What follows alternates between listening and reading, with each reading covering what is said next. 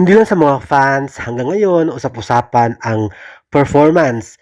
20 minutes more than performance ng SB19 sa Akon 2025 sa Taiwan, kundi sa isang news online, news magazine or tabloid na nownews.com. Ayon pa sa online publication na nownews.com, ang SB19 ay gumawa ng napakalaking wave sa entertainment in terms of powerful voices at monster performances. Nang dahil dyan, gumawa ng ingay at napakalaking papuri ang SB19 mula sa mga fans, Asian fans at mga manonood mula mismo sa Akon, Taiwan.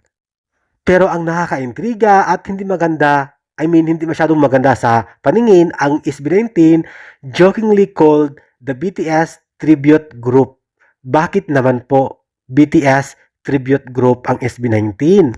Hindi po siya masyadong maganda sa pandinig dahil matagal na po nagsimula, ilang taon na rin po, mahabang taon na rin po nagsimula ang SB19 bilang isang king of P-pop ng aming P-pop music industry.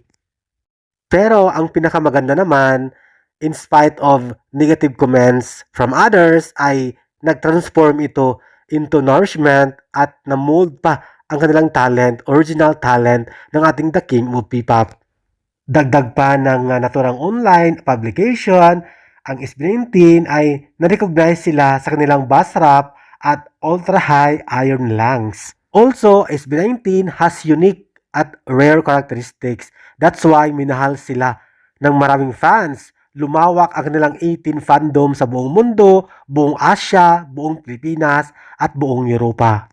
One of their biggest song in the world is Gento. At naging viral ito hindi lang sa buong Asia kundi sa buong mundo at sinasayaw na rin ng halos lahat ng mga dancer at choreographers. Di bali nang tawagin silang BTS tribute group, ang mahalaga sila ay sumisikat at nagkaroon na ng pangalan sa P-pop industry sa Pilipinas at in fact tinawag silang The King of P-pop SB19 at lahat ng mga kanta nila ay original at sila mismo ang nagkumpos. Hindi lang mga Filipino fans ang bumilib sa kanila, kundi mga international fans. Very talented sila.